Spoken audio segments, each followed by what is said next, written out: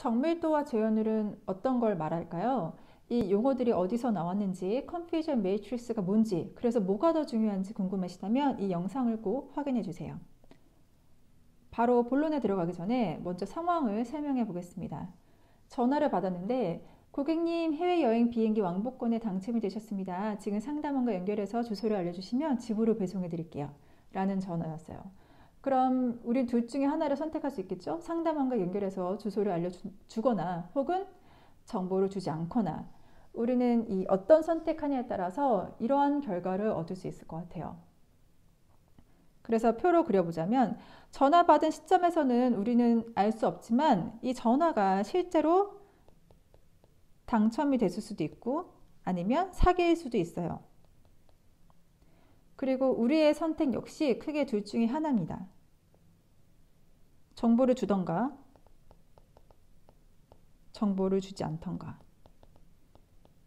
그래서 이 정보를 주고 안 주고는 우리의 결정이고요. 그리고 당첨이 됐냐 사기냐는 실제 상황이 되겠죠. 각 상황마다 어떤 일이 일어날지 살펴보자면 당첨이 되었는데 우린 정보를 줬어요. 그러면 우리는 상품권을 받겠죠. 이 결정은 올바른 결정입니다. 그래서 우리는 이거를 correct C라고 적어볼게요. 반면에 전화가 사기였고 그런데 다행히도 우리는 정보를 주지 않았어요. 이때 역시 우리는 올바른 결정을 하게 됩니다. correct의 C예요. 그런데 문제는 여기에서 생겨요.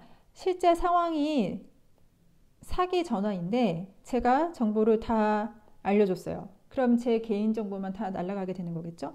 그럼 제가 내린 결정은 잘못된 결정이겠죠. 반면에 제가 며칠 전에 뭐 정말 경품을 응모를 했고 이게 정말 당첨 전화였는데 제가 정보를 주지 않고 끊어버렸다면 이 당첨된 게 날아가게 되는 상황이겠죠? 그러면 제가 내린 결정 역시 잘못된 결정을 말합니다. 이렇게 전화를 받았을 때 순간 얘가 진짜일 거야 아닐 거야 판단을 해서 선택하는 것과 정말 실제 상황에 대해서 이렇게 총 4가지의 경우의 수가 생기게 되겠죠. 그런데 이 실제 상황이 진짜 사기였는데 이 A라는 사람이 정보를 주지 않았을 때를 보자면 여기에 해당이 되겠죠. 그런데 이 전화를 받은 사람이 100명이 있다고 해봐요. 이 각각의 전화는 진짜 당첨 전화일 수도 있고 아닐 수도 있어요. 근데 우리는 어떤 게 당첨이고 어떤 게 진짜인지 알지만 전화를 받은 사람은 모르겠죠. 그리고 각각의 100명은 크게 결정이 둘 중에 하나밖에 없어요. 정보를 주던가 아니면 정보를 주지 않던가.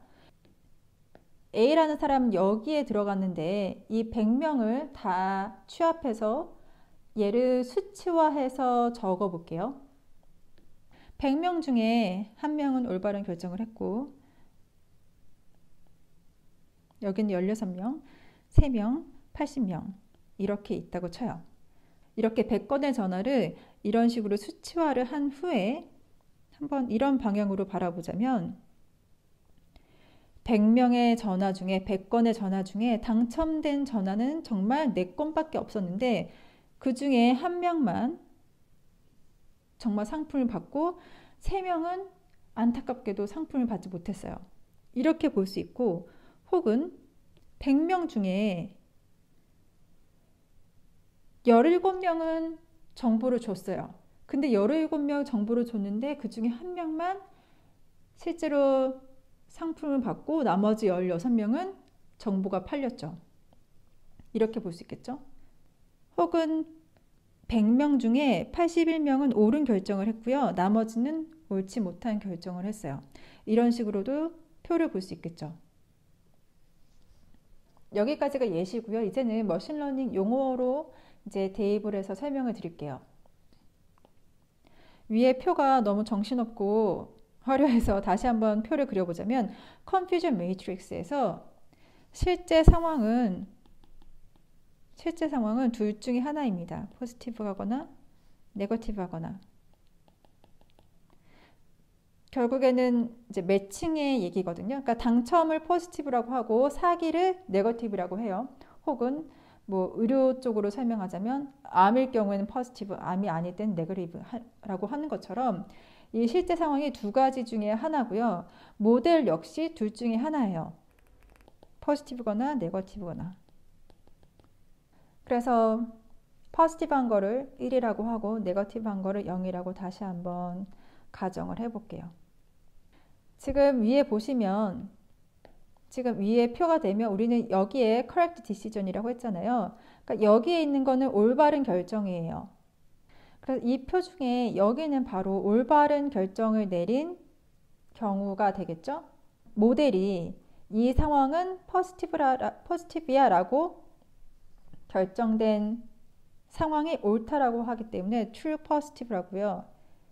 얘 결정이 맞는데 얘 결정이 뭐냐면 이 상황이 네거티브, 그러니까 잘못된 상황이야, 사기인 상황이야 라고 예측한 게 맞기 때문에 true negative라고 합니다. 그러니까 여기 칸은 올바른 결정인데 이 상황이 positive 할 거야 라고 예측한 게 맞다는 뜻이고요.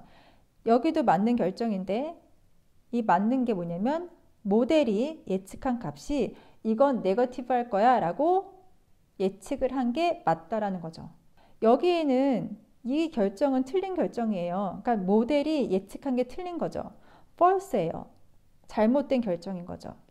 뭐가 잘못됐냐면 모델이 뭐가 잘못했냐면 잘못된 결정인데 이 잘못된 결정이 내가 positive라고 잘못 결정을 했어 라고 해서 false positive라고 합니다. 여기 역시 잘못된 결정인데 잘못된 예측인데 이 모델이 네거티브라고 결정을 한 게 잘못된 거거든요. 왜냐면 실제 상황은 positive였으니까. 그래서 이 컨퓨전 매트리스에는 올바른 결정 true positive와 true negative 그리고 잘못된 결정 false positive, false negative 이렇게 잘못된 결정 두 가지가 있게 되는 거죠. 앞에서도 설명을 드렸지만 이 표를 어떻게 바라보냐에 따라서 우리는 다른 정보를 얻을 수 있거든요. 만약에 이 표를 이렇게 봤어요. 그러면 실제 상황에서, 실제 포지티브한 상황에서, 실제 당첨된 상황에서 이 진짜로 상품을 얻는 사람이 얼마냐라고 계산을 할 수 있고요. 아니면 이런 방향으로 실제 상황은 이렇게 됐는데 이 모델 자체가 true라고 예측한 게 얼마나 되는지를 살펴보는 게 있겠죠. 이렇게 바라봤을 때 모델이 내가 이 예측한 모델이 정말 맞는 결정을 한 거는 얼마나 되나라고 정확도를 볼 수도 있어요. 이렇게 이 표를 어느 방향에서 보느냐에 따라 우리는 다른 정보를 얻을 수 있습니다. 그래서 이렇게 바라보게 되면 얘는 재현율을 말하는 거고요. 리콜 재현율을 말하는 거고 이렇게 표를 바라보면 정밀도를 말하는 거고 이렇게 바라보면 정확도를 말하는데요. 물론 용어도 중요하지만 더 중요한 거는 이 용어가 어느 방향에서 나오는 용어인가 라고 생각을 해요. 그렇다면 어느 방향에서 보는 게 중요할까요?